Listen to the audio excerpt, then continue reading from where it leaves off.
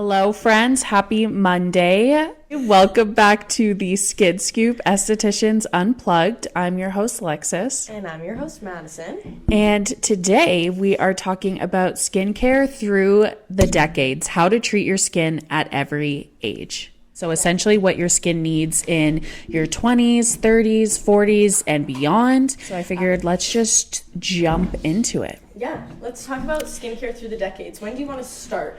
Well, let's start with briefly touching on children using skincare, like Drunk Elephant at the ripe age of 8 years old. Wow, we're getting right into the nitty gritties. You want to start? Kids do not need to have a routine of active ingredients or anything like that, honestly. No. I will say, though, that they market to kids? Well, that, yes, but also children who play sports benefit from some skincare. Well, yeah, like Hail Derma and washing your face, very basic routine is very important. Yeah. But I just wanted to put that out there. We're not really starting with that because I feel like most people don't really start getting into skincare usually until except for all the TikTok stuff that's going on. Well, yeah, are I guess now it's different. Previously it was lathering in oil and baking in the sun, and now it's like SPF and 20-step routines. So times have changed, obviously. But starting in 20s, so I think this is basically the best time to start with prevention and habits. Again, it doesn't necessarily have to be excessive. Most people start skincare journeys in their 20s or at least dabble in it. I feel like now with TikTok and social media, it's starting a little bit earlier. Yeah, I have clients that are 17. Oh yeah, for sure. Yeah. And it takes a huge toll on you to have a skincare concern. When I was younger, I did have a lot of pigmentation and hormonal breakouts, but I just never, I don't think estheticians were huge. I mean, they've been around for a long time, but I feel like skin health and seeing an esthetician regularly and doing that kind of thing wasn't something that you regularly did. When we were kids? Yeah.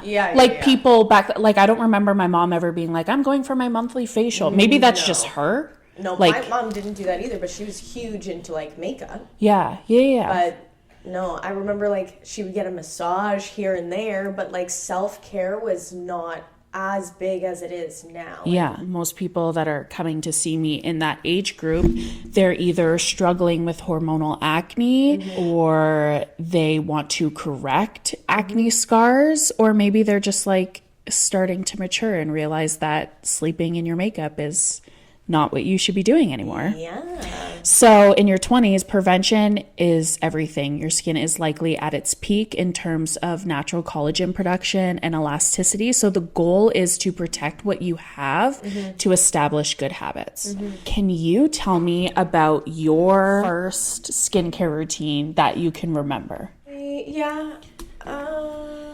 Growing up, my stepfather that I had, he had acne flare-ups. So I remember that he used to have that little white bottle of Oxy, and it was the foundation benzoyl peroxide thing. You know what I'm talking about? He would mix it up and he'd put a little drop on his finger and he'd put it on a active pimple. Yeah, kind of like the Mario Badescu one. Yeah, but it had a little foundation length. So, I remember him having that, and then that kind of got me into skincare, because I was like, what are you using? What's that for? I think I was maybe 10 at the time. Yeah. And then he kind of taught me about that, but also I danced when I was growing up. Yeah, me too. So, having on stage makeup and layers of hairspray on my face, I still do that trick sometimes. I'm saying nothing's going to keep your makeup like hairspray, I will say. I know. I do like that trick. It will be odd. It's glued. Yes. It's glued, seriously. but it's nice. Yeah. So with dancing, my mom taught me how to wash my face properly. I never slept in stage makeup because you're literally so tacky at the end of it and sweaty and sparkly. Like, yeah. You stink. Seriously. Yeah. So I think I had like probably Clean and Clear or Neutrogena, like the pink pomegranate with the little beads. Yeah, it literally brings like war flashbacks to me. Even like the apricot scrub. I never used the apricot. Oh my god. Scrub. Well, I think of like first starting my like skincare, just coming into girlhood. Yeah. It was the apricot scrub, some kind of crusty like lip gloss, whatever, and the Dream Mousse foundation that made you look orange. Oh, yeah. That's what I think when I was coming into like girlhood. Ooh. And when I was like starting to dabble in skincare and start to dabble in makeup and dyeing my hair and stuff like that. And Oxy pads. Oh, ooh. Yeah. They burn so good. They burn so good. My family, or my mom, she got me on Oxy pads. I remember I'm pretty sure it's Neutrogena, like the pomegranate wash. And then we always tried to find a moisturizer at Shoppers that had like benzoyl peroxide or salicylic acid because I had really bad acne my entire life. And nothing ever worked.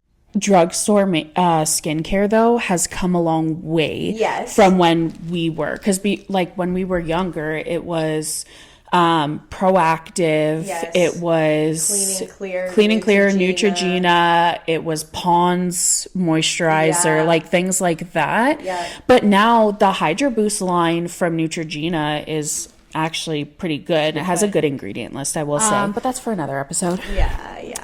So going back into 20s prevention and habits, a lot of people obviously struggle with hormonal acne, post-inflammatory hyperpigmentation. You're not treating your skin with a lot of love at this point. I remember early 20s, I'm on a bender all the time. Oh my god.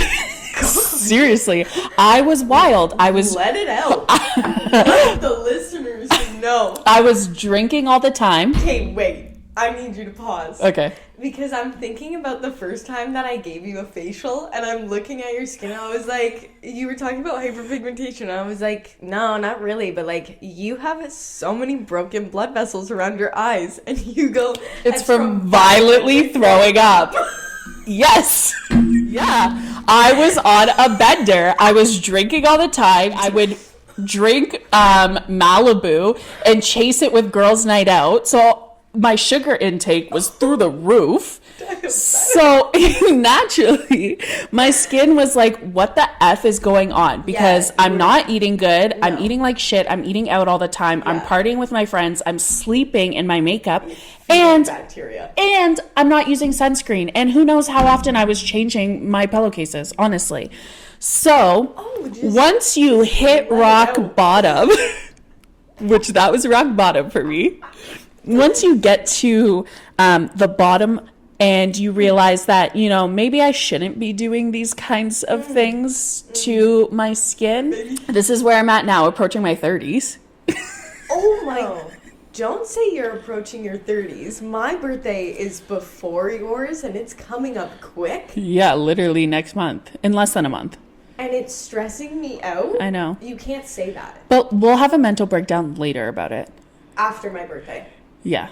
Yeah. After my birthday. Because then we're both in the same boat. Okay, so April, bad month for us. Yeah. We are planning a mental breakdown. Anyways, so yeah, a lot of people I feel like are going through the motions and being young, and that's great and that's fun, but you should be starting to incorporate some good practices to maintain the longevity of your skin, especially when it's at its peak. You know what I mean? We're talking early 20s. Yeah, so the sooner that you can get on a good routine, and it doesn't have to be extensive, but just like cleanser, moisturizer, sunscreen, or, you know, your one treatment product if you need correction, the faster that you can get on that, the better for your skin in the long term, because it is so much easier to prevent than it is to correct. If you wait all that time and then in 20 years we start to see the sun damage come up, we see the rosacea, we see the enlarged pores, all this stuff,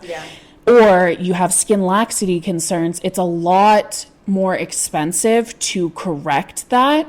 So invest in it now. I want to circle back. Okay. Because we're talking about like how you don't need an extensive routine. Yeah. Do you think our routines are extensive? No. See, and I don't think our routines are extensive either. But I'm curious to know what people think that are not in this industry. Like, what do you think is a extensive routine? Well, so at this point in my life, don't laugh. Sorry. At this point in my life, my routine looks like a cleanser. I use Daily Power Defense. I use Bright Alive. I use a retinol, not every single night. I'm starting to work my way back up to that because I stopped for a while. And then a moisturizer, sunscreen. And then sometimes, these are optional things that I don't use every single day. Oh, did I mention complexion renewal pads? Fuck. Complexion renewal pads. And then the 3 things that I don't use every single day that are optional are my eye cream, my mask, and Hilderma. So that's 10 products. Yeah. In your lineup that you don't technically use all the time. But that's still 10 products that you're like rotating between. Do you think the average person thinks 10 products is extensive? Absolutely. But it depends on your lifestyle. It depends on your goals. It depends on your budget. But this was my question, because like I'm in the exact same boat as you. Yeah. I have all the same things. But when I think of an extensive routine, sure, someone might look at my routine and think it's extensive. Whatever, teach their own.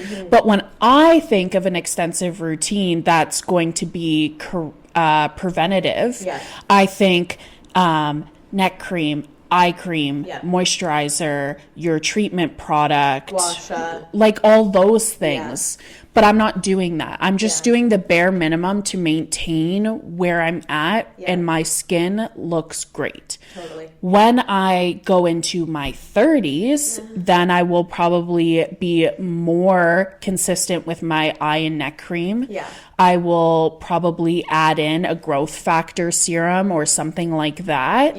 But right now I'm not there, and I think that's okay, and your routine is going to evolve and change. 100%. But just because you're using a small and minimal routine doesn't mean that you're not going to have good results. Oh yeah, 100%. So it totally, it's dependent. I was just curious. In my opinion, some of the best things to have in your 20s would be a cleanser, definitely a moisturizer, maybe potentially an antioxidant or a treatment serum, whether it's a hydrating serum, an acne serum, whatever, and then some kind of exfoliation. Actually, and sunscreen. But don't overwhelm yourself. Like, it doesn't need to be crazy, and I always think less is more when it comes to skincare. So cleanser, moisturizer, sunscreen, and then incorporate your active ingredients or your retinols, whatever. And like that's like a once a week kind of thing when you're starting out. So it's not like you're using it every single day. It's not making that routine difficult. And like once you're in the routine, it's enjoyable and it's easy. And if you can't do your treatment product every night, like whatever, you're not going to go back in your results. As long as you are washing your face and using your sunscreen and not sleeping in your makeup. We're like, actually, you have 12 rules. And not sleeping in your makeup. Fine. So that's pretty much what to do when it comes to skincare in your 20s. Keep it simple, use those products consistently, and like stop watching TikToks that tell you to get this drunk elephant shit. In your 20s, you're heavily influenced.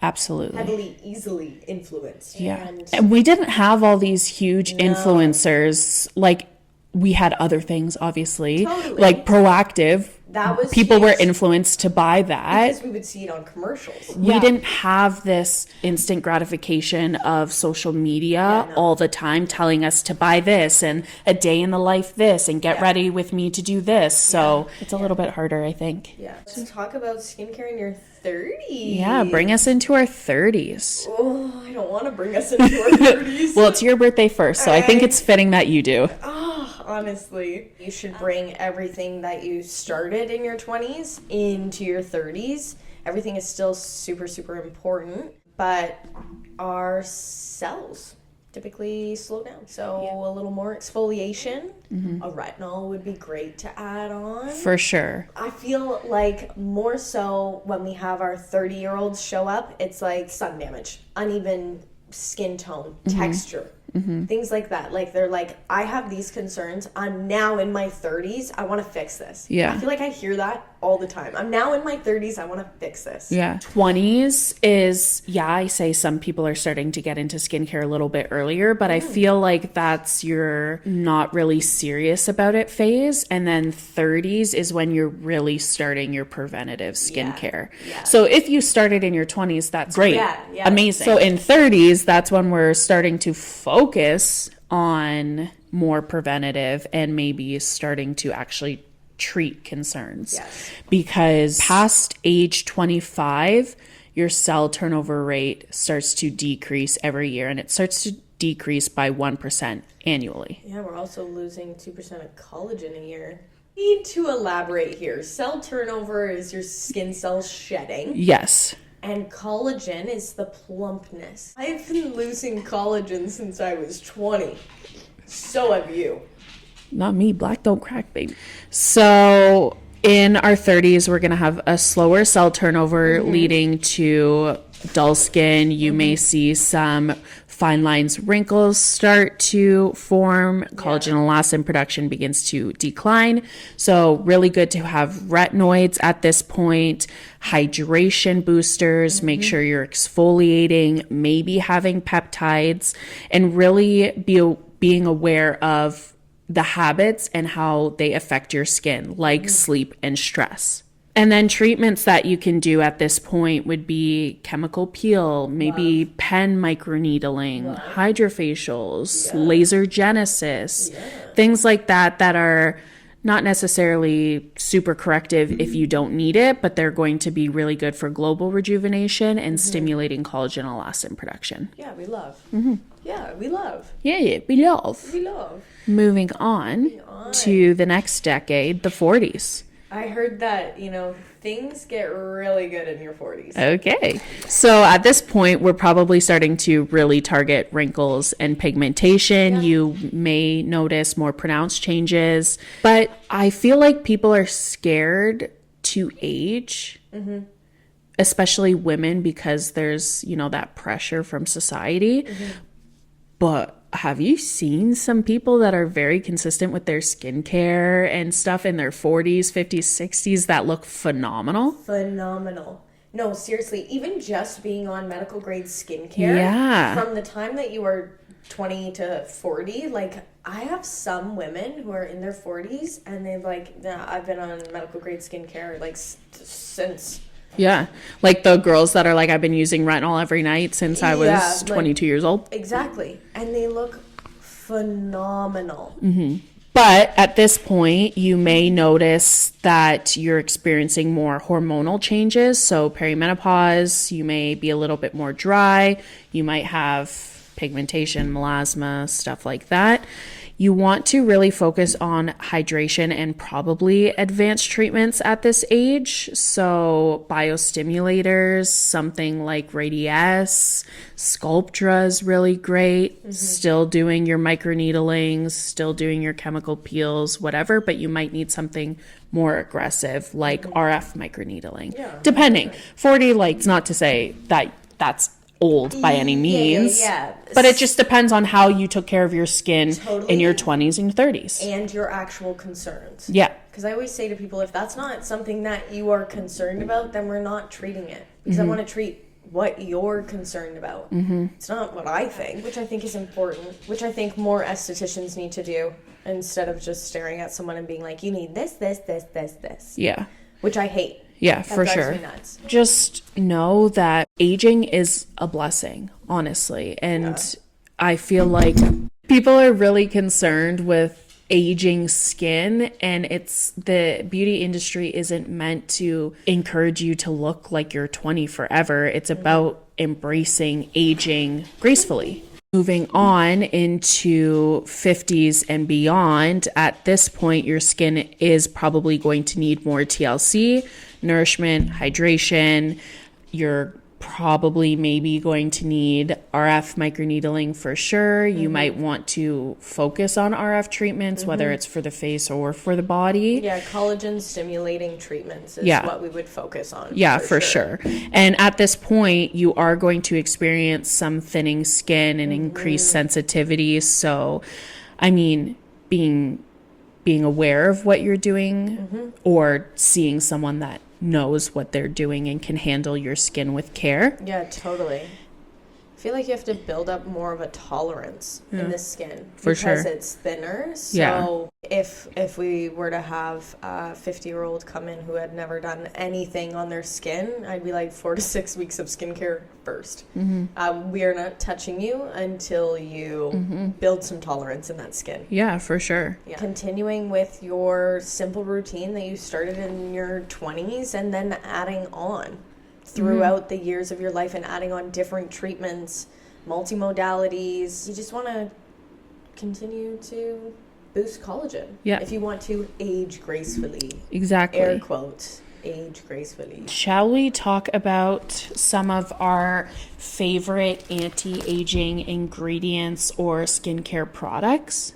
I love that. My favorite anti-aging skincare ingredients or products would be a retinol, a vitamin C or some kind of antioxidant, and sunscreen for sure. We're in the same boat with products. I was going to say wrinkle and texture repair. Yeah, wrinkle and texture repair is phenomenal. Yeah. I love the neck cream from Alastin. It is really good. It's really cool because it's going to flush out broken down collagen and elastin and then encourage your skin to produce its own. And it has the ability to do that because it's not worried about like broken down non-functioning and fibers. they've done so many studies with Alastin's products that they're really like phenomenal. I would say that line is like the best for anti-aging. Yeah, for sure. Like it is so targeted on stimulating collagen and elastin. Yeah, that's why with the Trihex technology. Love. Yeah. Growth factor serum from Zio is also really good. It's going to encourage your skin, your dermis, to produce its own hyaluronic acid.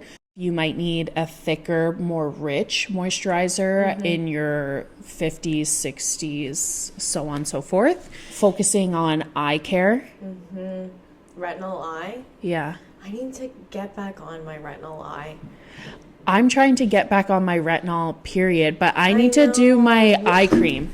We say this every episode. I need to get back on my retinol. But I have been. I've been doing it. You've been good. Yeah. I have not. I've been really trying to because I feel like I fell out of my habits and then I started to notice pigmentation coming in and my forehead was looking crazy. I needed the Botox ASAP. Oh, I need the Botox again. My face is just, my forehead specifically is so strong. Like I have such a strong muscle. Your glabella? Yeah. Yeah. It's crazy.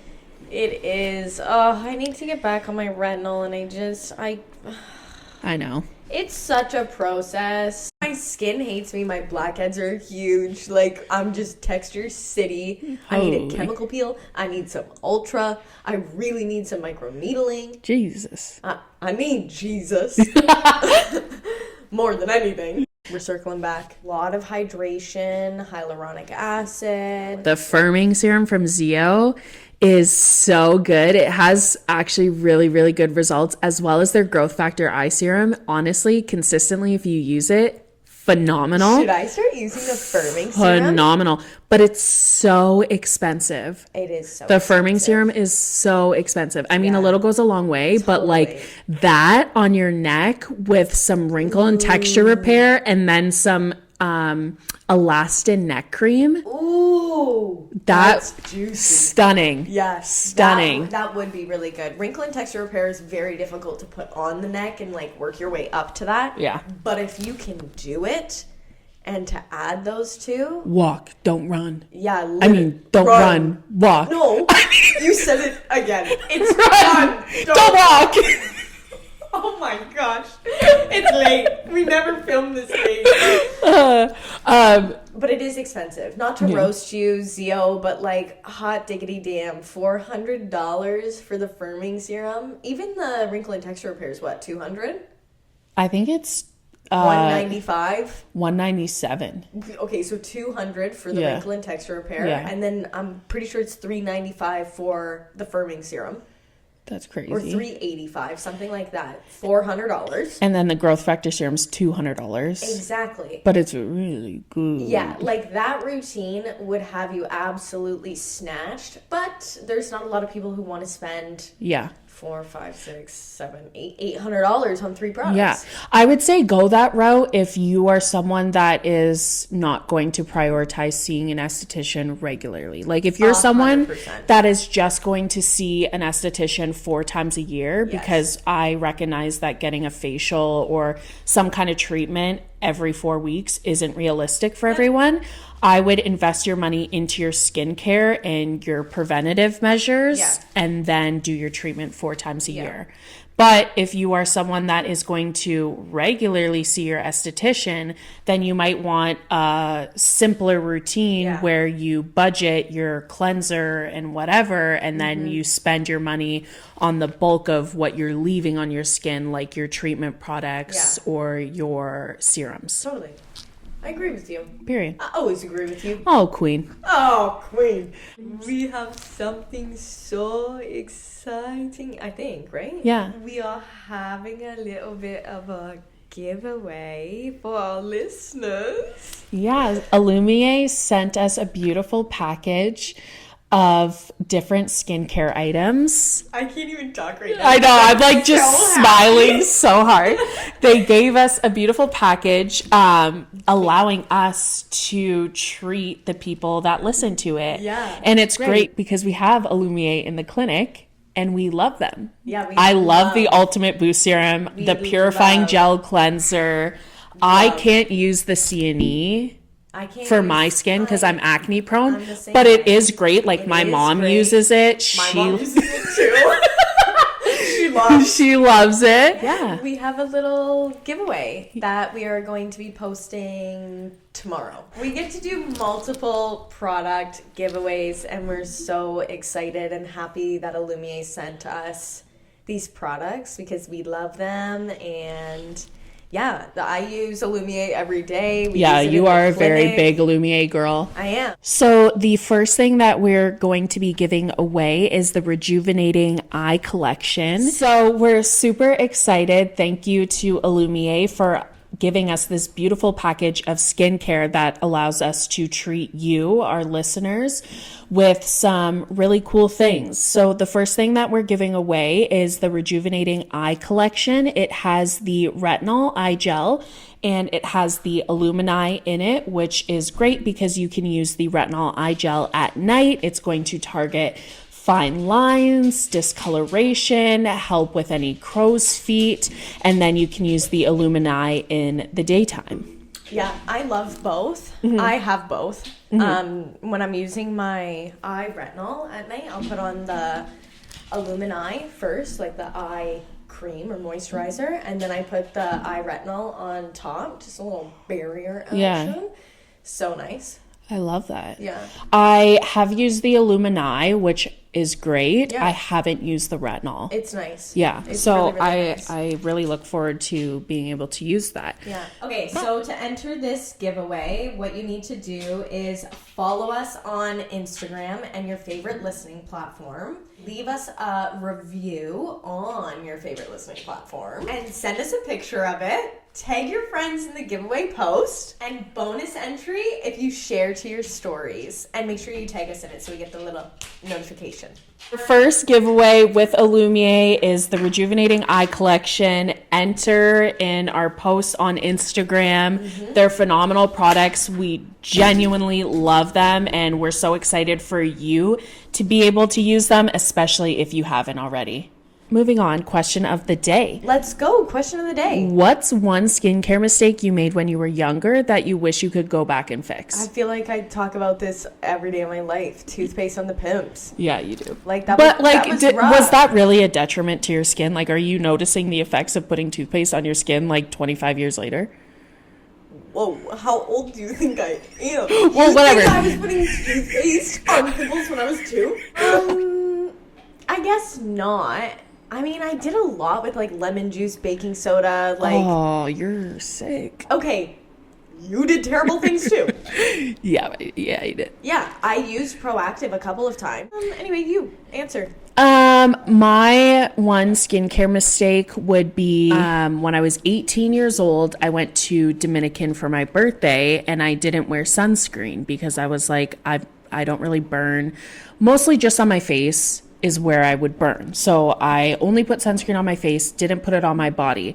Got a terrible sunburn on my right arm, only my right arm. And it's literally in a line because I was wearing a t-shirt that day.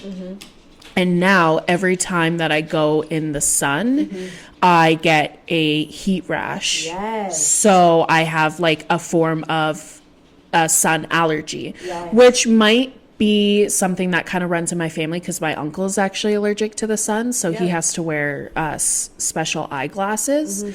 But it's not something intense where he's developing welts on his skin. But I know specifically from that burn, I now developed a sun allergy, and I always get a really bad itchy heat rash on that arm, and it's literally in the same line from where I got that burn. Wow. It's only in this like one spot right here. So I need to be really careful with applying sunscreen and reapplying, and then I don't notice it as much, but there are special sunscreens for someone that has that kind of allergy. So that's something that I can't fix. And that was my fault. So that is something that I would probably go back. And that is pretty much it. Yeah, like we need to go to bed. Yeah. We're delusional. Yeah. But thanks so much for listening, guys. So excited to do this giveaway, and we hope you enjoy it. Yeah, I hope you enjoyed this episode. If you have any questions, because this was just a brief overview, we can always do specific episodes on each decade and go really into it, because that's pretty much basically everything we talk about. So if you are interested in learning a little bit more in depth about each decade and what works best, please let us know. Let us know your answer to our question of the day. And don't forget to like, share, subscribe. Tell us you love us. Tell us you love us. Period. I love words of affirmation.